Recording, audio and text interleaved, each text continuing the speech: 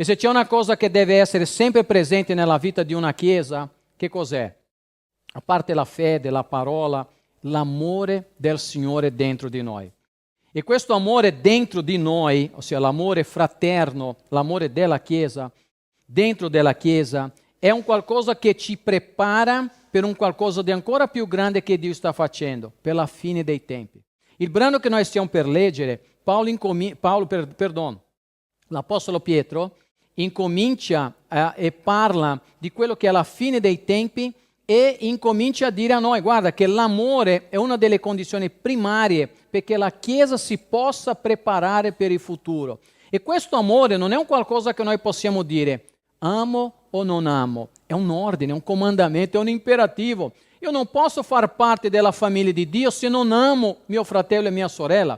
Lui non sarà perfetto come nemmeno tu sei perfetto, nemmeno io sono perfetto, ma noi siamo chiamati ad amarci. In Giovanni capitolo 13 Gesù parla di questo marchio, di questo il bigliettino del visita, questa nostra identificazione, il nostro amore.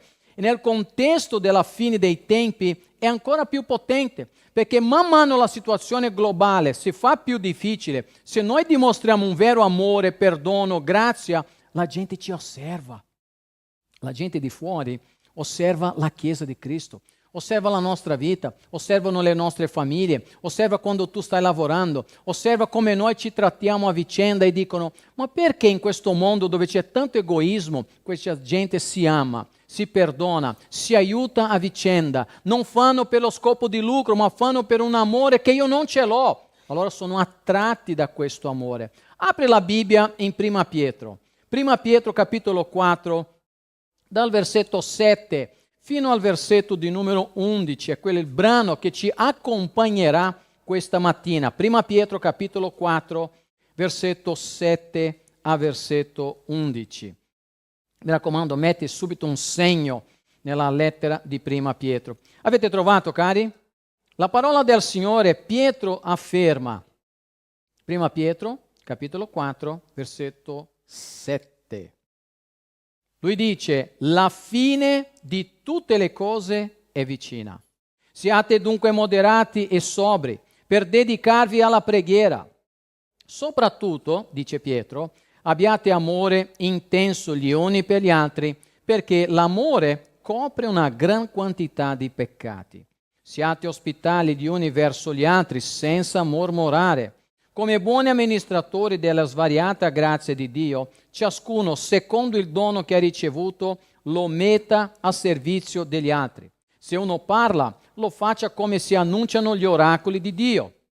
Se uno compie un servizio, lo faccia come si compie un servizio mediante la forza che Dio fornisce, affinché in ogni cosa Dio sia glorificato. Glorificato sia Dio per mezzo di Gesù Cristo, al quale appartengono la gloria e la potenza nei secoli dei secoli.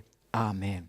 Cari, l'amore reciproco è la chiave perché la Chiesa si possa preparare per la fine dei tempi. Ripeto, l'amore reciproco dentro della Chiesa è la chiave, è la forza perché noi ci possiamo preparare per la fine dei tempi. E qua in questo brano Paolo ci dà almeno 4 imperativi, 4 comandi, 4 ordini, quindi non è una cosa che posso dire non voglio fare, sono dei comandamenti che servono perché la Chiesa sia forte e preparata per arrivare nella fine dei tempi. Noi dobbiamo togliere dalla nostra mente che la cosa sta migliorando. Cari, noi vediamo il mondo negli ultimi anni, io penso che anche te hai osservato questo, che molte cose sono peggiorate e la continuità di quello che noi stiamo vivendo non è migliore. Se te leggi l'Apocalisse e altri brani della parola di Dio, tu sai quello che sta per succedere. La Bibbia ce lo avverte. E l'Apostolo Pietro, nel contesto, versetto 7, lui dice la prima parte, tenete la Bibbia aperta perché così mi accompagnate, non abbiamo le diapositive. Prima Pietro capitolo 4, versetto 7, vogliamo dire tutti insieme? La fine di tutte le cose è vicina. Ci fermiamo qui. Lui sta dicendo che la fine è vicina. E questo Pietro lo sta dicendo, cari, per un semplice motivo. Pietro sa che non puoi stabilire una data perché Gesù Cristo aveva detto che lo sapeva il Padre Eterno. Ma Pietro sa che Gesù si è incarnato, ha predicato la parola, è morto sulla croce, è risorto dai morti, è salito in cielo e cosa manca? Gesù scendere per prendere la Chiesa. Quindi lui sa che l'opera del nostro Signore Gesù Cristo è stata realizzata. Quindi già ora coloro che sono in Cristo hanno questa promessa che Gesù Cristo tornerà. Ma anche chi non ha Cristo deve sapere che Cristo sta tornando. Quindi l'Apostolo Pietro sta dicendo che la fine delle cose è vicina. Sempre qui in Prima Pietro, se tu vuoi vedere come velocemente l'importanza di prepararsi per l'avvicinamento del Signore, Prima Pietro 5, versetto 8 e 9, versetto molto conosciuto. Siate sobri, vegliate, il vostro avversario, ovvero il diavolo, gira come un leone ruggente cercando chi possa divorare. Quindi lui sta dicendo che la fine è vicina, io devo essere attento perché il diavolo sta cercando di abbatterti, sta cercando di demoralizzare la tua fede, sta cercando di dire no, Gesù non torna, è passato molto tempo. Pietro gli dirà questo nella sua seconda lettera, parlerà di nuovo di questo argomento. Dunque noi che siamo in Cristo dobbiamo fare quello che c'è nel versetto 9, prima Pietro 5, 9. Resistetegli, stando fermi nella fede, sapendo che le medesime sofferenze affliggono i vostri fratelli sparsi per il mondo. Noi abbiamo pregato, io personalmente a casa ho pregato insieme a Anne, perché nelle ultime settimane 5 fratelli nostri in India erano stati catturati e messi in carcere perché stavano predicando la parola. 3 pastori più altri 2 nuovi convertiti in India. E io ho potuto parlare con il pastore che ha preparato questi uomini. Ho parlato con lui proprio questa settimana e mese fa e lui mi stava raccontando quello che era successo. E quindi, cari, non pensate che le cose, quando Pietro sta parlando di sofferenze, di difficoltà che affliggono i credenti, è un qualcosa che appartiene al primo secolo. Ma ancora oggi ci sono persone che a causa del nome di Cristo sono perseguitati. E Pietro sta parlando, anche se c'era già la persecuzione, ma Pietro sta parlando di tanti altri aspetti che stavano affliggendo le persone e lui dice, guarda che la fine è vicina, noi ci dobbiamo preparare. E Pietro sta dicendo che noi dobbiamo essere pronti. Guarda com'è, sempre Pietro, prima Pietro, capitolo 4, versetto 5. Ne renderanno conto a colui che è pronto a giudicare vivi e morti. Quindi Gesù sta tornando, la sua fine è vicina, il diavolo è come un leone, noi dobbiamo resistere. E cosa dice nel versetto 5 di capitolo 4? Noi renderemo conto a chi? A Dio. Ma in questo versetto lui si riferisce soprattutto alle persone che non hanno creduto in Gesù. Chi ha rifiutato Cristo, chi perseguita la Chiesa di Cristo, mosso dal peccato, mosso dalle forze delle tenebre, renderanno conto a Dio.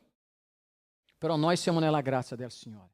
Il fatto che io sia nella grazia di Dio non vuol dire che posso vivere come se fossi in vacanza. Come no? Con infradito, seda sdraio, tranquillo con una limonata. No, io devo essere attento. Sono in una battaglia. Per questo lui sta dicendo che la fine dei tempi è vicina. E che cosa vuol dire questo? Vuol dire diverse cose in effetti. Quando Pietro dice che è vicina il ritorno di Cristo. Ma il fatto che la fine soprattutto è qui, perché lui dice la fine di tutte le cose è vicina. Vorrei che noi pensassimo un attimo alla parola fine. Questo, cari, ha un significato molto importante. La fine è importante per i credenti perché vuol dire che la salvezza è stata completata. Quindi noi siamo con la garanzia. Tu hai, sai l'assicurazione, c'è gente che dice devi fare l'assicurazione per la casa, assicurazione per la macchina, assicurazione di vita, bla bla bla bla, vogliono prendere i soldi nostri. Però anche se magari in alcuni contesti è obbligatorio ed è importante, però l'assicurazione che dà il Signore per noi è a vita eterna. Per questo Pietro sta dicendo la fine è vicina e questa fine per te che sei in Cristo rappresenta che in Cristo Gesù noi abbiamo la salvezza e vita eterna garantita. Tu non devi pagare anche perché non puoi pagare perché Cristo ha pagato per noi. Allo stesso momento noi abbiamo per coloro che non sono in Cristo, la fine non è una buona notizia, è una cattiva notizia. Perché vuol dire che la fine, ovvero il giudizio, c'è per queste persone. la condanna c'è per queste persone. Quindi per i salvati c'è speranza, per i ribelli c'è un giudizio punitivo. E quindi io non vorrei essere nelle vesti o nelle scarpe di una persona che ha rifiutato di credere nel nome di Gesù. Oggi chi ride come ridevano nel tempo di Noè, perché anche Noè è stato un grande predicatore, ha predicato per decine di anni e nessuno si è convertito. Quindi la sua chiesa, se posso no, facendo una battuta, c'erano 4 gatti, per dire solo lui, la moglie, i figli e le nuore, e nessuno più. Però cari, quella gente che ha rifiutato di credere nel nome del Signore hanno ricevuto la punizione di Dio, il giudizio, la fine è arrivata per loro. Ma per chi entra nell'arca della salvezza, che è Cristo, ha la vita eterna. Allora l'Apostolo Pietro dice, sempre prendendo alcuni spunti qua di Pietro nella sua lettera, perché è importante tornare alla lettera, prima Pietro 1,9, capitolo 1, versetto 9, ottenendo il fine della fede, quindi la stessa parola, la salvezza delle anime. Quindi tu, la fine, quando Dio parla di fine per un credente, vuol dire sei salvato. Posso sentire un amen? Perché questa è una garanzia per noi, siamo stati salvati. Capitolo 1, versetto 5 di Pietro, prima Pietro, che dalla potenza di Dio siete custoditi mediante la fede per la salvezza che sta per essere rivelata quando? Negli ultimi tempi, ossia nella fine. Quindi oggi tu già sei salvato, sei perdonato, hai la vita eterna, ma tu ti ammali? Tu prendi un raffreddore, senti dolore, mal di testa, problemi di tutti i tipi, cari, quindi vuol dire, questo è molto importante, noi già abbiamo tutte le benedizioni, ma alcune cose non ancora, perché io devo ancora attraversare il momento della morte per dopo risorgere dai morti e vivere la vita eterna con il Signore. Quindi quando tu passi momenti difficili nella vita, ricordati che tu già hai tutte le garanzie, ma alcune cose devono aspettare il tempo di Dio che saranno manifestate in noi quando Gesù Cristo tornerà. E glorificato è il nome di Dio perché noi abbiamo questa certezza da parte sua. E questo ci deve incoraggiare. Capitolo 4, versetto 17. Guarda quello che succede per i non credenti invece. Infatti è giunto il tempo in cui il giudizio deve incominciare dalla casa di Dio. E se incomincia prima da noi, ossia dai credenti, guarda la domanda retorica, quale sarà la fine di coloro che non ubbidiscono al Vangelo di Dio? Se Dio va a giudicare, a disciplinare, diciamo, noi che siamo credenti perché noi vogliamo essere santi e irreprensibili per Lui, immagina quello che Dio fa a coloro che hanno detto crocifiggilo, crocifiggilo, che hanno rifiutato il nome di Dio, che dicono che Gesù non è Dio, che dicono che Gesù non è mai esistito, che non hanno creduto che Gesù è morto sulla croce o che Dio esista. Ossia, gente che ha rifiutato il nome di Dio. Non sono parole mie, parole di una persona che ha vissuto con Gesù, che è diventato apostolo di Cristo, che ha predicato durante tutta la sua vita e come la storia ce lo racconta, afferma che Pietro è stato crocifisso, capovolto e morto a causa di Cristo. Ma lui non si è mosso di 1 millimetro dopo che ha avuto un incontro con Cristo, dopo che aveva rinnegato il nome di Cristo, rinnegato Gesù. Per 3 volte il gallo è cantato, lui ha pianto, si è incontrato con Cristo, lo Spirito Santo lo ha riempito, ha predicato la parola del Signore. Questo uomo ha avuto la certezza di vita con Cristo Gesù. Quindi non importa quello che accade con te. Se Pietro ha avuto questa certezza, io vorrei che tu avessi questa certezza. 1, che non sei condannato e la fine per te è una buona notizia. Non avere paura dell'Apocalisse, perché l'Apocalisse, questa rivelazione, esiste perché tu sia confortato, consolato, rassicurato che la vita eterna appartiene per chi è in Cristo. Amen. Ma per chi non ha creduto, tu devi avere molta paura, perché l'ira di Dio è ancora sopra di te. E quando il Signore, leggete per esempio, io sto leggendo in questi giorni l'Apocalisse a casa, leggete capitolo 13, parla della bestia della terra e della bestia del mare, parla del numero 666, parla dei credenti che saranno perseguitati a causa del nome di Cristo. La persecuzione aumenterà, cari. Io non so se noi saremo ancora in vita su questa terra prima che queste cose accadano. ma le cose stanno cambiando velocemente, quindi se il calore, il fuoco viene verso di te, perché tu sei un figliuolo di Dio, che non vuoi mettere il numero della bestia sopra di te, perché chi non ce l'ha non può comprare né vendere, per esempio, tu sarai perseguitato, io sarò perseguitato, ma nemmeno la morte ci può separare dall'amore. Molti credenti moriranno, ma la fine per loro non sarà la morte. Quello è solo l'inizio della vita eterna, quando Cristo ritornerà e darà la risurrezione. Quindi, cari, che cosa accadrà per queste persone che non stanno con il Signore? Allora, torna con me capitolo 4, versetto 7, il versetto che ci sta preparando per le 4 imperativi, per le 4 ordini. La fine di tutte le cose è vicina, quindi lui dice: siate dunque moderati e sobri per dedicarvi alla preghiera. Quindi lui dice che la fine è vicina. E questo vicino è una parola che... Chi è che ha usato la parola vicino nei Vangeli? Ti ricordi quando Gesù e Giovanni Battista, ravvedetevi, perché? Perché il regno dei cieli è vicino. Quindi Pietro non è che si è inventato un termine nuovo per parlare della fine che è vicina. Giovanni Battista, prima che Cristo fosse battezzato in obbedienza, ravvedetevi, per dire lasciate il peccato, venite al Signore perché la fine è vicina. In Marco capitolo 1 versetto 15 Gesù ha detto: il tempo è compiuto, il regno di Dio è vicino, ravvedetevi e credete al Vangelo. Anche in Matteo capitolo 3 versetto 2, ravvedetevi perché il regno dei cieli è vicino. E ci sono tante altre volte. Anche Matteo capitolo 4 versetto 17, Gesù ha incominciato a predicare, e qual è il sermone di Gesù? È uguale a quello di Giovanni Battista: ravvedetevi perché il regno dei cieli è vicino. Quindi vuol dire che devo abbandonare il peccato. Signore, io ammetto il mio peccato, io vengo verso di te perché so che il tuo regno è vicino. Quindi questa mattina io ti esorto a amare la Chiesa di Cristo, a prepararci come ti prepari per un viaggio. Cosa fai quando fai per un viaggio?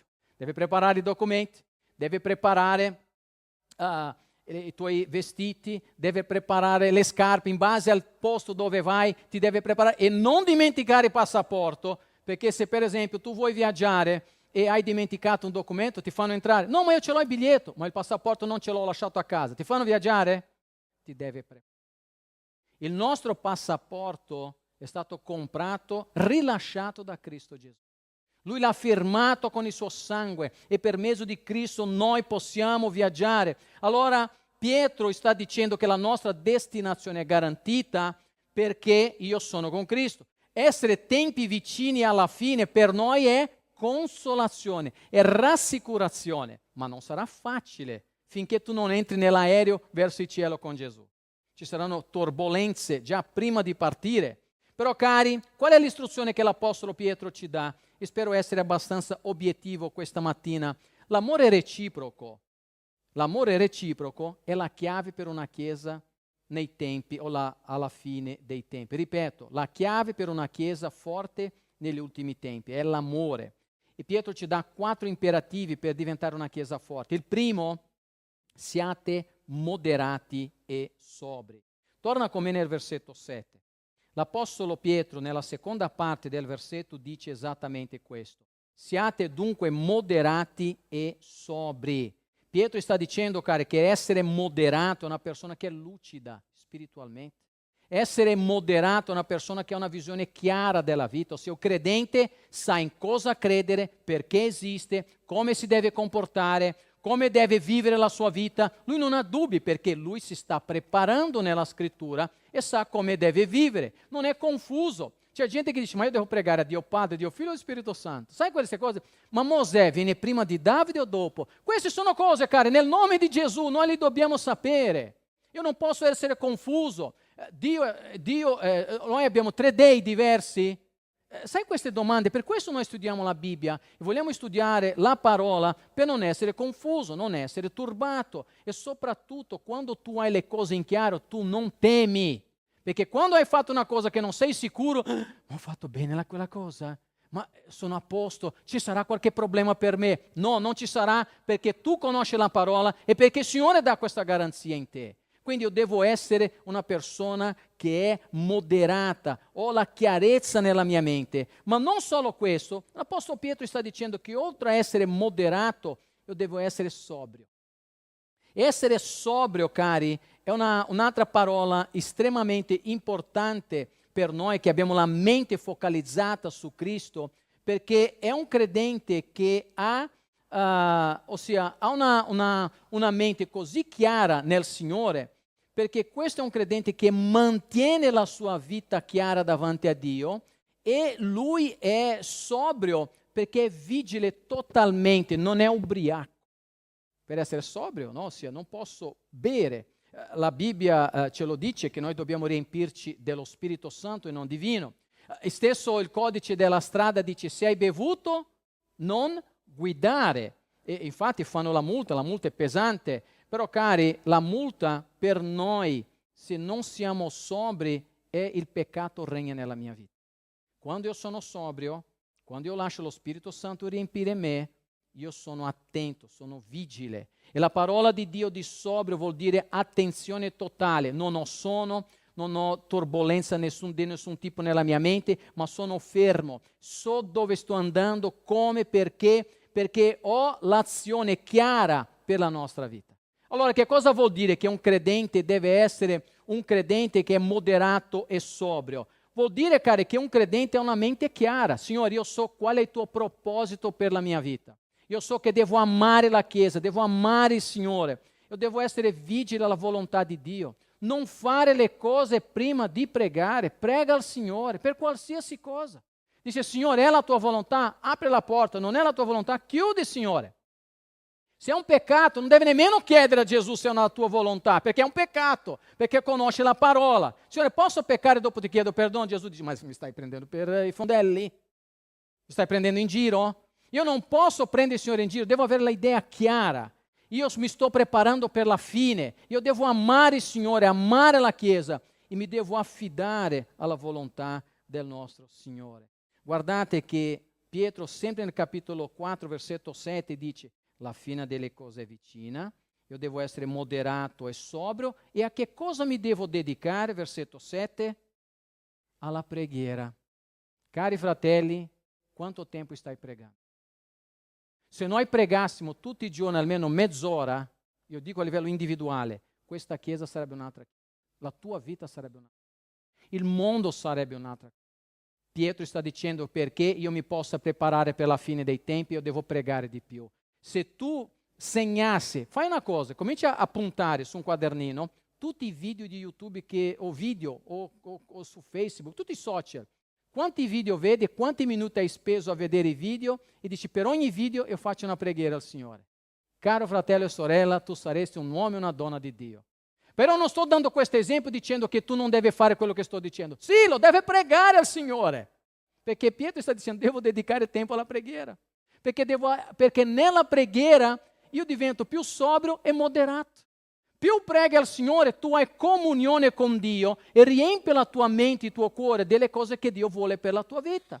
Infatti, vegliare, dedicarsi alla preghiera ci aiuta nei momenti, tutti i momenti, soprattutto nel momento difficile.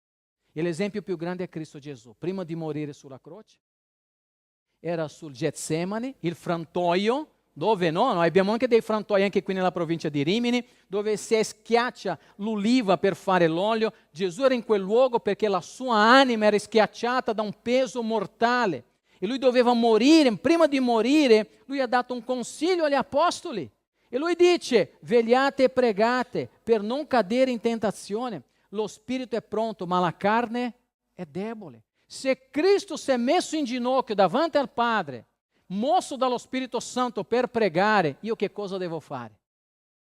Hai una cosa importante da fare: metti il ginocchio in terra. Deve parlare di Cristo a una persona che non si è convertita, metti il ginocchio in terra e prega al Signore. C'è qualcuno che è malato, prega nel nome di Gesù con fede che Dio può fare le opere. C'è qualcuno indemoniato, prega nel nome di Gesù perché la persona sia liberata. Cari, noi viviamo in un mondo dove la gente accende una candela a un idolo e molti credenti non pregano al Signore. Noi dobbiamo essere sobri, dobbiamo essere moderati e dedicare tempo alla preghiera. Il incontro di preghiera della nostra Chiesa è pienissimo, tutte le settimane, e questo mi compunge il cuore.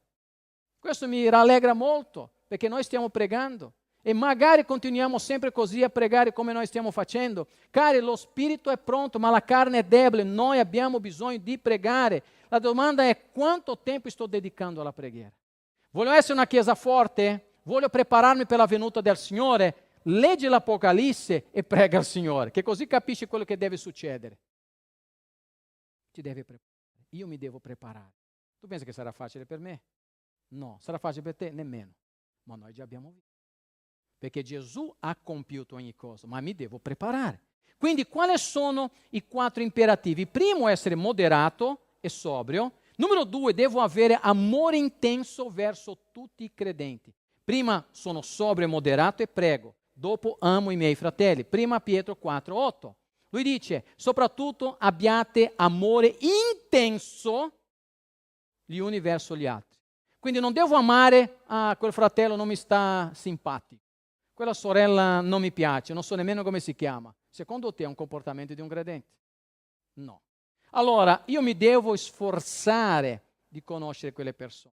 Noi già abbiamo un pre-cielo qui in chiesa, perché noi abbiamo gente di ogni lingua, popolo, tribù e nazione. In cielo non saranno tutti romagnoli, tutti napoletani, tutti brasiliani, tutti sudamericani. Saremo gente di ogni singolo posto del mondo. E lì, cari, sarà un'armonia totale. Però da questa parte del cielo mi devo oggi preparare come? Attraverso l'amore di Dio. Gesù ha amato tutti in maniera indistinta. Vedi per esempio quando il Signore parla ad Abramo: in te saranno benedette tutte le famiglie della terra, ovvero gente di ogni popolo, di ogni lingua, di ogni nazione. Lo dice il libro di Apocalisse che ho citato più volte. Lo dice la Bibbia, lo dice i Salmi. Quindi io devo amare. E Pietro sta dicendo: abbiate amore intenso. Non quel dire io amo quello che mi sta simpatico e quello che non mi sta simpatico, metto una croce. No, io devo amare tutti. E amare è faticoso. Amare è difficile. Sposati e vedi che è faticoso. Mia moglie lo dice sempre. Amore è lavoro, amare è lavorare, è impegnarsi. Perché stai con una persona che non è necessariamente come te, però quello che ci unisce è l'amore del Padre. Allora questo fa la differenza.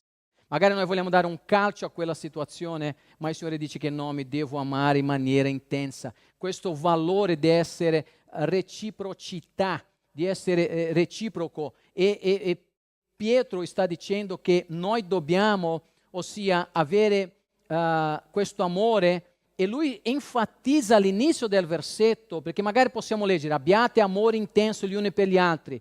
Se lui prima sta parlando che devo pregare, essere moderato e sobrio, guarda come nel versetto 8, la prima parte: soprattutto, se deve pregare tanto, ma soprattutto deve avere tanto amore. Chi non ama non può stare insieme. Chi non ama non perdona. Chi non ama non cammina a braccetto, nel senso di fare la volontà di Dio. Immaginate che questo non sono dei suggerimenti, sono degli optional. Essere moderato e sobrio è un comandamento. Soprattutto avere un amore intenso è un comandamento.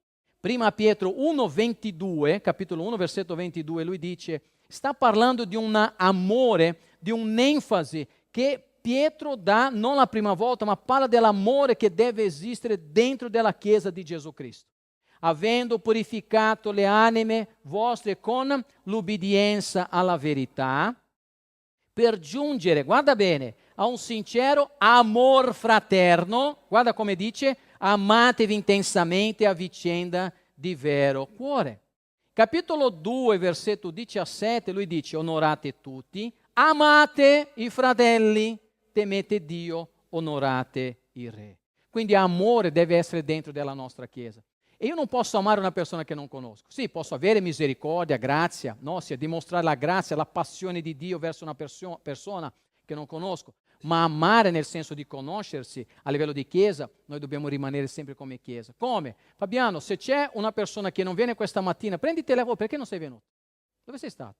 Ma perché me lo dici? Perché mi chiedi? Perché sono tuo fratello? Perché sono tua sorella?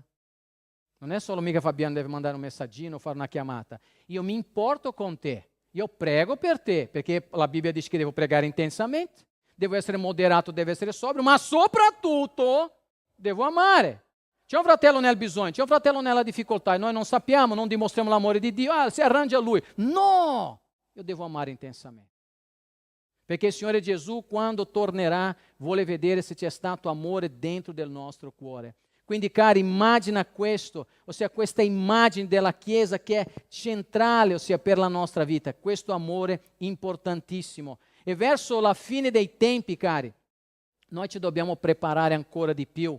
Capitolo 4, versetto 12, Pietro dice: carissimi, non vi stupite se per l'incendio che divampa in mezzo a voi, per provarvi come se vi accadesse qualcosa di strano. Cari, Pietro sta dicendo che alla fine dei tempi la cosa sarà più difficile. Prima di Pietro, Gesù ha detto che la cosa sarebbe diventata più difficile. Sai dove? Là in Matteo capitolo 24, versetto 12. In questo capitolo Gesù parla della fine dei tempi e Gesù dice che l'iniquità, il peccato aumenterà e l'amore dei più si raffredderà. Perché molti fratelli non si amano? Perché noi stiamo obbedendo la parola, stiamo raffreddando l'amore di Dio. Sto facendo una battuta naturalmente. È una previsione di Cristo. Sapeva che alla fine dei tempi saremmo diventati più egoisti, più fra i fatti nostri. Non voglio parlare. A volte non conosciamo neanche un vicino di casa. Questo è il mondo in cui noi viviamo. Noi non parliamo, non salutiamo, sappiamo i nomi di tutti. Vedete com'è il discorso? Nulla è di nuovo sotto il cielo. La Bibbia ce lo dice. Cristo aveva detto: guarda che alla fine sarà così. Ma Pietro, non è perché è così che noi dobbiamo, vabbè, Gesù già aveva detto che era così, allora facciamo andare così. No, Gesù l'ha detto perché noi ci preparassimo. Ma non sta dicendo che io non devo amare. Io devo amare. Perché l'amore, cari, che cosa fa per la vita di una persona? Guarda come sempre qui nel versetto 8 di capitolo 4 di Prima Pietro. Lui dice: soprattutto abbiate amore intenso gli uni verso gli altri, perché l'amore copre. Che cosa fa l'amore? Me lo potete dire? Oh, mamma mia, c'è una cosa importante qua. L'amore copre una gran quantità di peccati. E subito viene la domanda: ma Fabiano, fammi capire. Se io amo un fratello, i suoi peccati sono perdonati, sì o no? Ma com'è questa storia? Pietro, ma mi puoi spiegare che cosa hai voluto dire? In che modo l'amore copre molti peccati o contribuisce a questo pensiero dell'Apostolo Pietro? Cari, la Bibbia dice chiaramente che io non ho nessuna azione positiva o buona o bonevole. La parola di Dio dice, per esempio, in Romani capitolo 3, 10 a 12, non c'è nessun giusto, neppure uno, non c'è nessuno che capisca, non c'è nessuno che cerchi Dio, tutti si sono sviati, tutti quanti corrotti, non c'è nessuno che pratica la bontà, non neppure uno, ma c'è un amore che è superiore al mio amore per te, il tuo per me e il nostro tutti quanti insieme, l'amore di Gesù. E l'amore di Cristo per noi copre una gran quantità di peccati. E allora il primo aspetto è questo che Pietro sta dicendo, che guarda, io ti devo amare intensamente perché l'amore di Cristo per noi ci copre dai nostri peccati. E la parola di Dio dice in 1 Pietro 2,24 che Cristo ha portato i nostri peccati sul suo corpo, sul legno della croce, affinché morte al peccato vivessimo per la giustizia e mediante le sue lividure siete stati sanati. 1 Pietro capitolo 4. Cari, noi siamo stati guariti attraverso l'amore del Signore.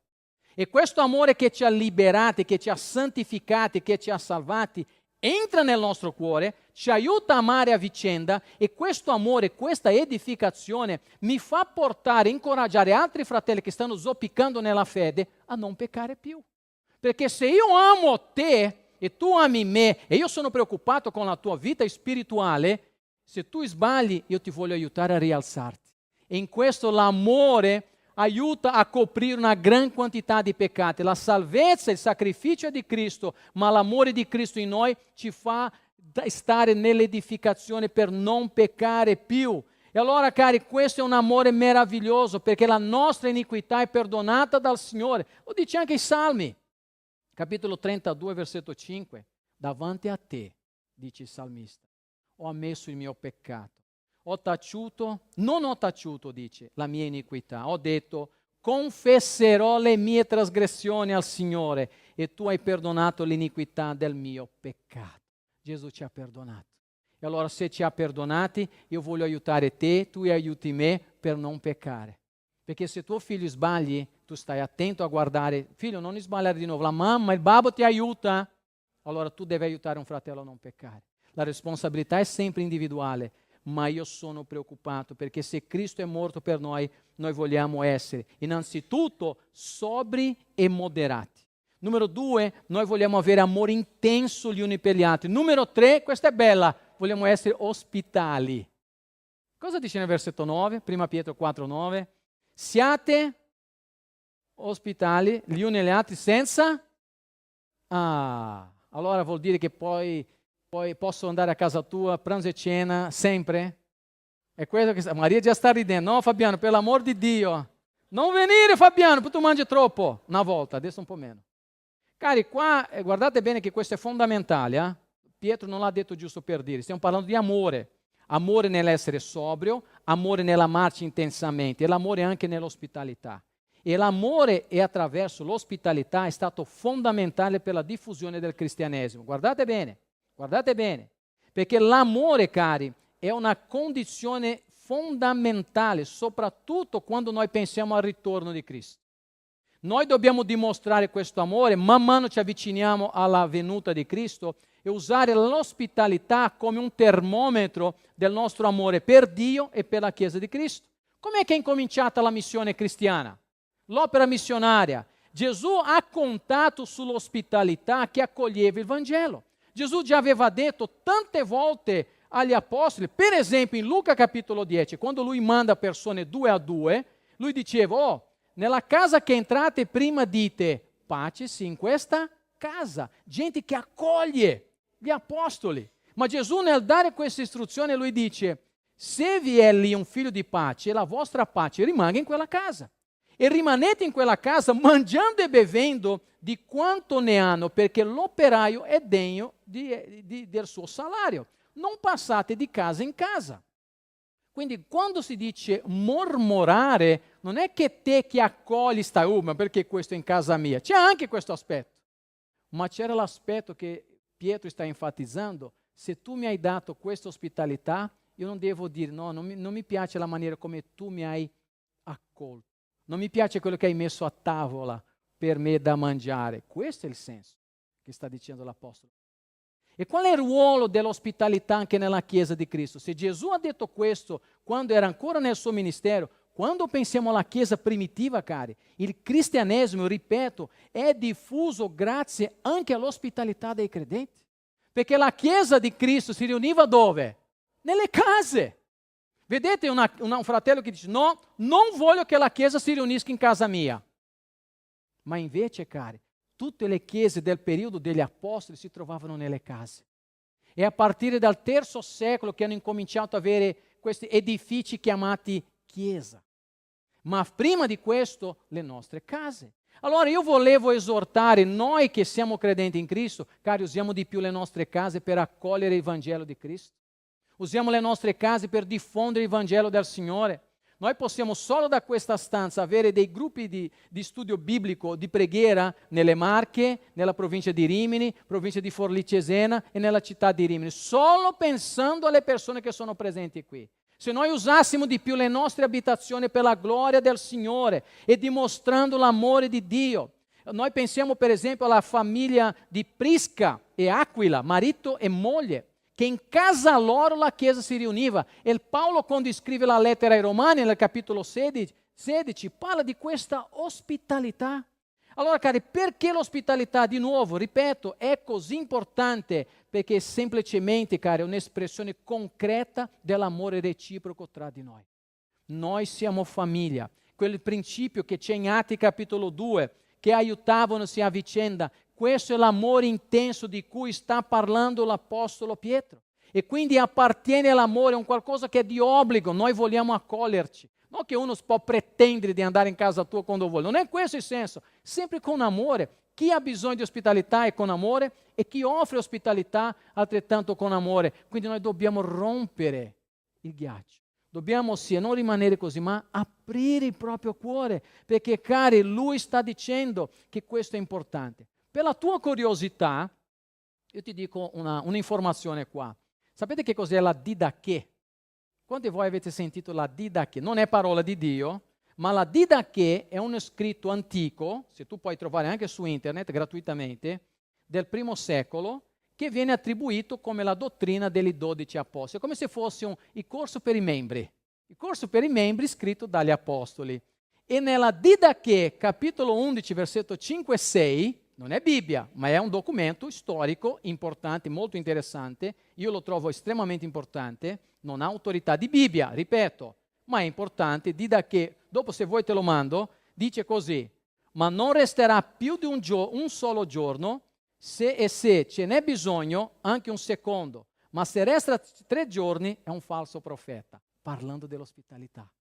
Se una persona, guarda qua, guarda che interessante, se una persona viene più di un giorno, se ne resta che ha bisogno anche 2 giorni, ma se resta 3 giorni è un falso profeta. Che c'era gente che in nome dell'ospitalità, vacanze gratis, abitare a Rimini, a Riccione, telefona a Rosy, Rosy, ti vengo a visitare, sta lì 1 mese. E il marito di Rosy, ma che stai a fare questi credenti che dicono che sono amore di Dio? Non mi ha comprato neanche 1 litro di latte e sta qua approfittando. Vedete, questo è amore. Amore non vuol dire che è solo in una direzione, ma è una strada a doppio senso. E nel versetto 6 di capitolo 11 della Didache dice: e quando se ne andrà, l'apostolo non riceverà altro che pane, finché non trovi un riparo, ma se ti chiede denaro è un falso profeta. Io conosco un sacco di falsi profeti allora. Un sacco di gente che in nome dell'ospitalità vogliono prendere i soldi delle persone. Cari, c'è discernimento.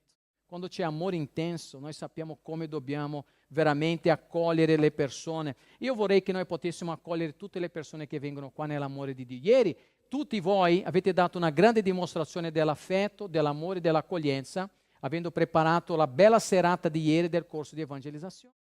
Addirittura è rimasto da mangiare anche per questa mattina e forse anche da portare a casa dopo il culto, perché c'è accoglienza, c'è ospitalità.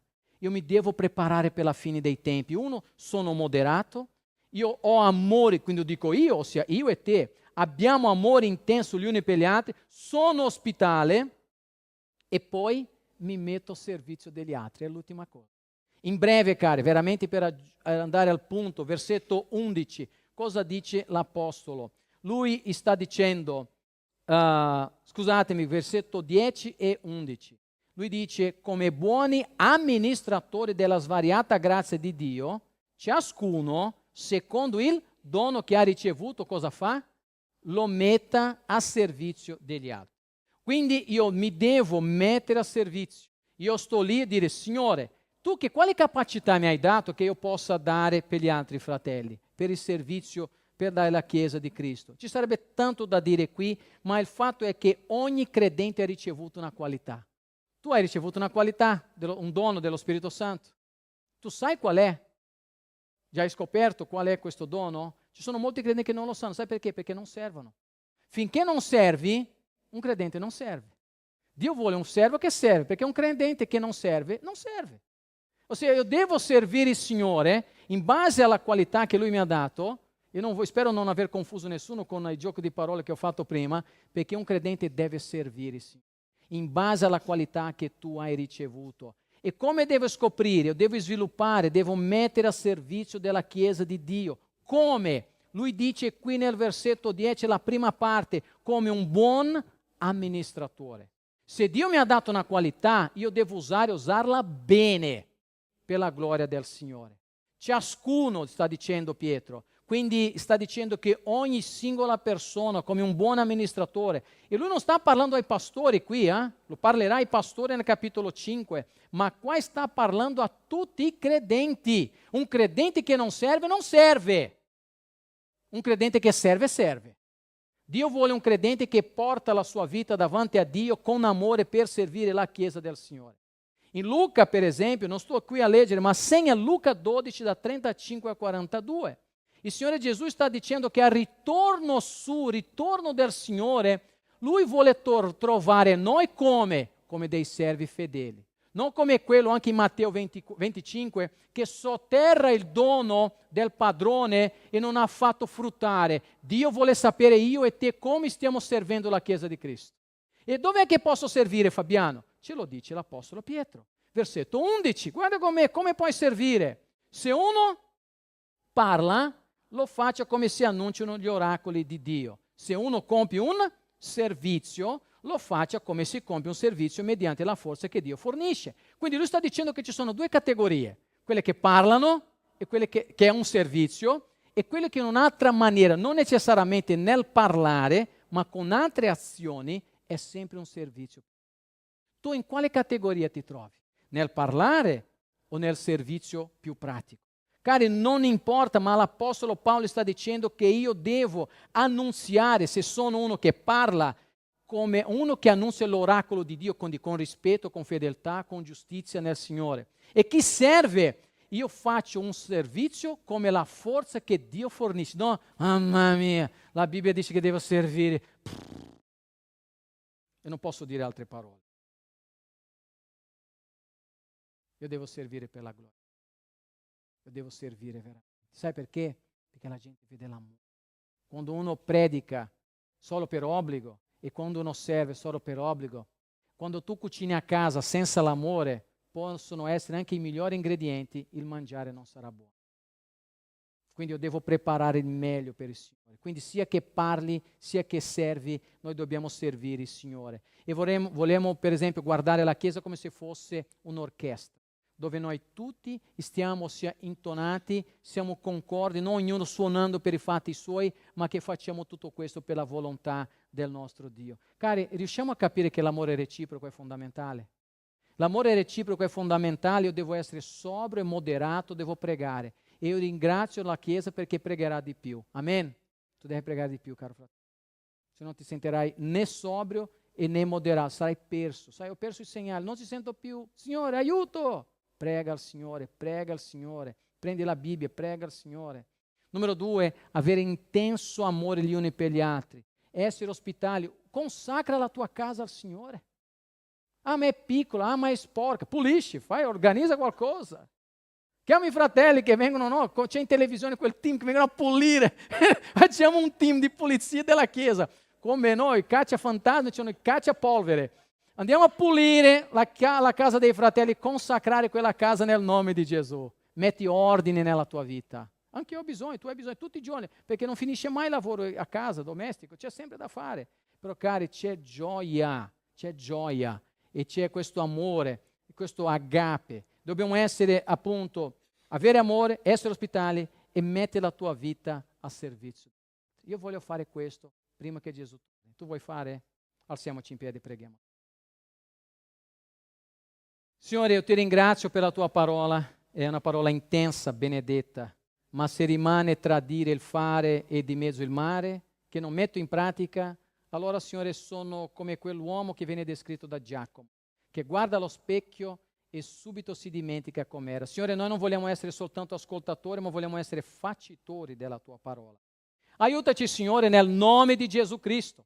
Chi è preso da pigrizia o di insensibilità per il mondo in cui noi viviamo, che è egoista, Signore, che sia rotto questo nel nome di Gesù e che noi possiamo amare, che possiamo essere sobri, che possiamo, Signore, avere questo amore intenso, essere ospitali e a essere, Signore, sempre pronti a servire, perché questa è la tua volontà nel nome di Gesù. Amen.